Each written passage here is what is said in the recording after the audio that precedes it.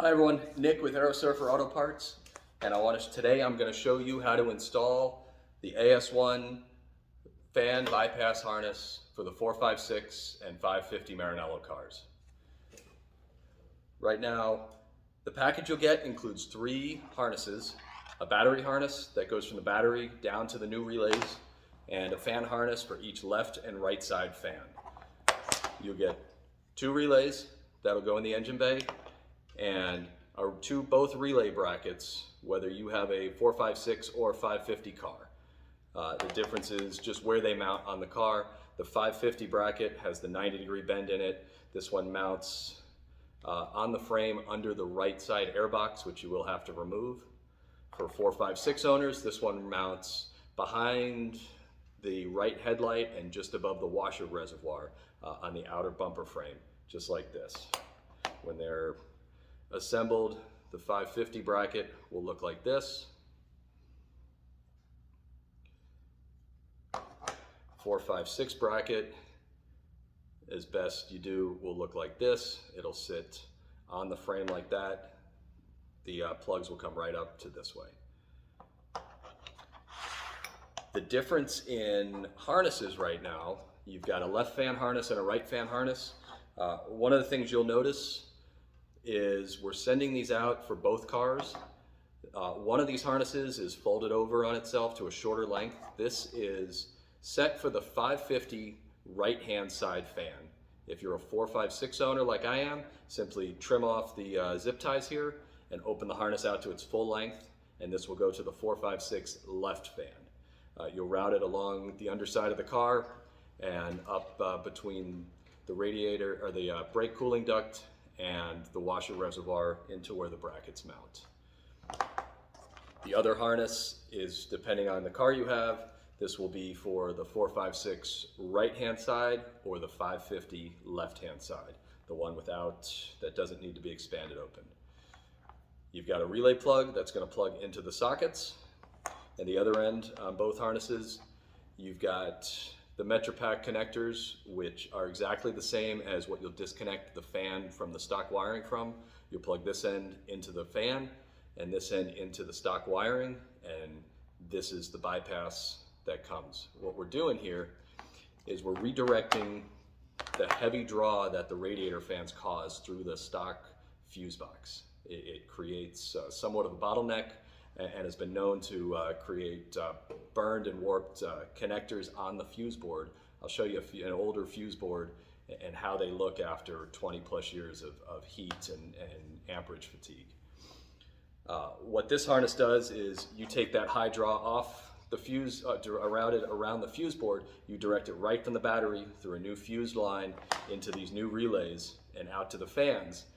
And then the stock wiring going through the fuse box only has to signal these relays, and it's a much lower draw, and it keeps all the high voltage and high amperage every time those fans cycle on and off away from the rest of the car and the rest of the components. Now I'll go show you how to put these on. One more thing I wanted to show you before we go and install the harnesses is, once they're installed, we need to join the relay socket that's already installed on the harness and the battery lines together in the harness. So once the harnesses are installed, which I'll show you momentarily, and these are in place near wherever your relay bracket, whether it's a 550 or the 456, wherever those are about to be, before you join them up, we need to get the power line on each one. If you'll notice on the socket itself, there's a notched little indent on all of them, but the one we're going to be inserting here, and if you look at the 2 lines from the battery, one side has this little prong that sticks out. That's the locking tab. So when you slide that in, if you don't hear a click, give it a tug. It's probably backwards. There's nothing for it to lock onto. You want to rotate it 180 degrees. And when you put it in, once the battery harness is in place and this is in place, just this way it's routed, they come together near the relay brackets. for the relays. And then once this is put in, you hear that click, it's locked in there.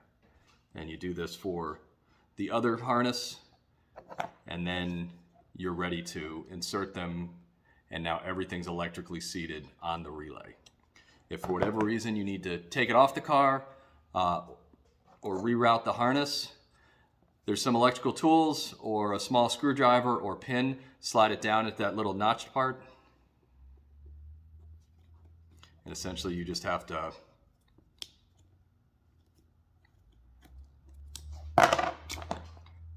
free that tab. It'll slide right out. The harnesses can be separated.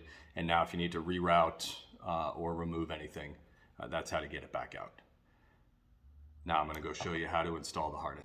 Okay, so here is my 1995 456 up on the lift. As we come underneath here, we see front of the motor looking forward. 550 owners, you will have to remove the under tray. For 456 owners, the under tray can stay if it's off for an oil change service or radiator service.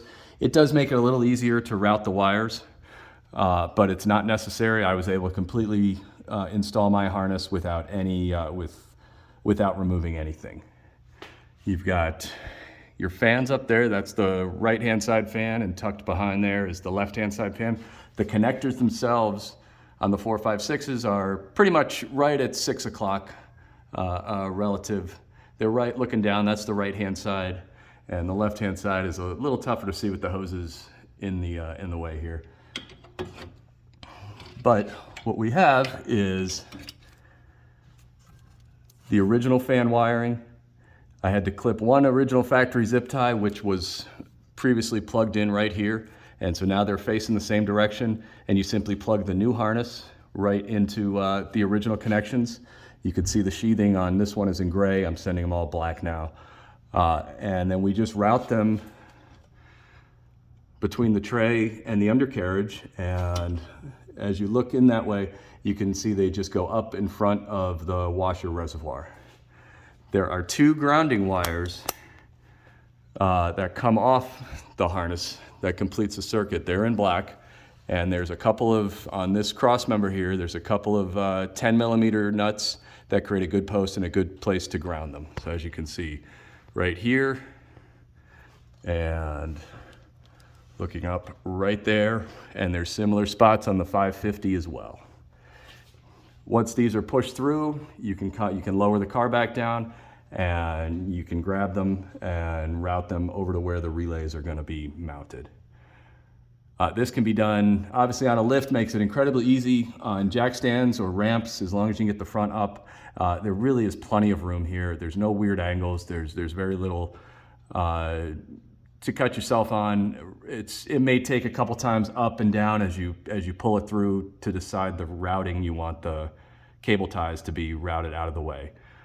But it really is a very straightforward install. Now let me show you how we do the battery and where we put the relay brackets. Okay everyone, now I'm going to show you how to install the battery harness here, the upper level harness. First off, again, 456 owners, it's best to raise the headlights, turn them on, and then make sure you're turning the power off for either car via the battery disconnect switch. It'll leave the headlights up, which will give you a lot more room to work when you're routing the wires and kind of reaching around the washer reservoir. Battery's off. So right here we've got our accessory post, which already has some other hot accessories. This is a 13mm nut. That comes off. Small washer comes off. As well as 1, 2, 3, remove the covers for the wheel well panel, because we're going to route the wire right through here.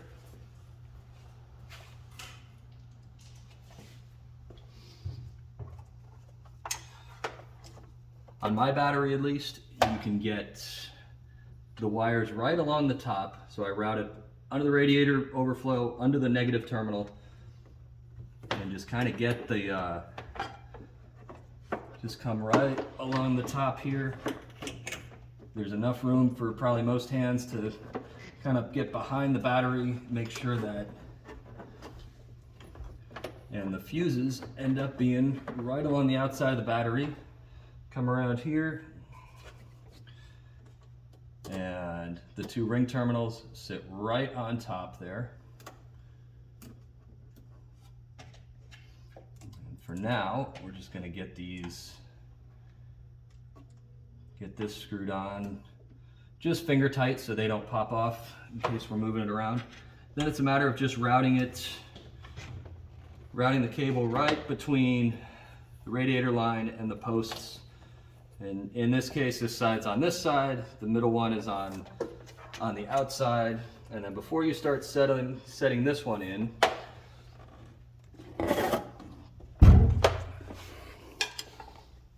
what you'll see, again, this is on 456. On a 550, the self-leveling reservoir won't be here, so this becomes very easy. You're just gonna route this right under the radiator line, and whatever slack you need, just give yourself enough room. The mounting post is right about here, under the airbox, right on the frame. It's real easy to see, and pretty easy to get to once this is out of the way. For 456 owners, you're gonna come around the washer fill, kind of underneath here. Just be careful of the headlight motor linkage. And I have my relay socket. I'm using an older version of the socket, so the socket's actually mounted to the bracket instead of what I showed you earlier, but it's the same location. This is a 10 millimeter bolt, and the bracket fits nicely right on here. So what we're gonna do is come underneath, and then with the headlight up, it gives you plenty of room to manipulate these wires.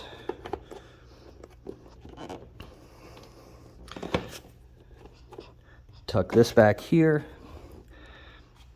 And again, the easiest way, you can already see my original harness is coming up from between the brake duct and the top of the washer reservoir.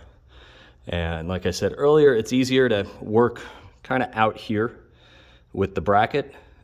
Make sure this is protected for your paint, and then you can feed in the plug, the battery lines into the relay plugs. Hear that snap. And then out here on the 456 is best to mate up the relays to the sockets, get everything pushed back in here, and then secure this. And then go back underneath, make sure everything's zip tied, make sure everything's clear. Again, double check the linkage, that the headlights, nothing is in the way, and these are made with plenty of slack, so they should be down here kind of by the charcoal canister and come back up into the sockets here. Once that's done, return the cover, these 3 bolts, make sure that battery line gets tightened back up, and then you're ready to turn your battery switch back on. Start the car up, let it warm up, make sure the fans engage at a normal time, at a normal temperature. If you have an anemometer, put it against the fans, you may find out you're moving a lot more air quicker, but ultimately this is still this harness is meant as an improvement to the electrical system. You will find most likely you're gonna have improvements to your cooling system. However, this is not a fix for properly bled system, and regular water pump, coolant maintenance, as well as all other service intervals. And that's how we get the radiator bypass fan harness into the car safely, easily. It's really no more than a 20 to 30 minute job. Again, 550 owners have a little more work to do removing the airbox and the under tray. Just coordinate that at your next oil change or coolant service if you don't want to take an extra step to do it on its own. Lastly, plenty is talked online and elsewhere about the electronics and kind of how they bottleneck into the fuse board and before they're redistributed out. And the radiator fans are probably the largest draw on the car, and that's the reason this harness was created. But I want to show you my original fuse board. This came out of a 95 456 with right now only at the time about 23,000 miles. And the front, this is what they look like stripped down. Fuses, all of these are for your relays, and then around the outside is where all the plugs go if you're looking at this in the passenger footwell. But what you don't see is the backside, and I emphasize everybody take them apart and take a peek. This is completely starting to delaminate. There's a lot of warpage in the layer boards, and I won't get into any reason or cause as to why Ferrari built them this way. There's plenty of opinions of that online, but you can see that it's separated. To me, I thought it was water damage at first, and really it's probably heat fatigue from going through this. My board's been replaced. There's a couple people around the world right now advertising these. I just saw one on Facebook. Some guy in Japan is doing them. I have no connection or review to him. My replacement board came from a gentleman in Belgium who I believe is selling them through Red Bay Cars, but I don't know if he's still doing anything still.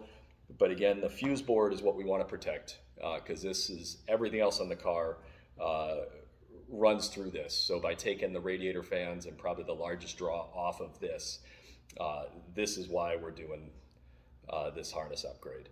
So thank you for watching. I hope it's an easy install, and I look forward to hearing your reviews.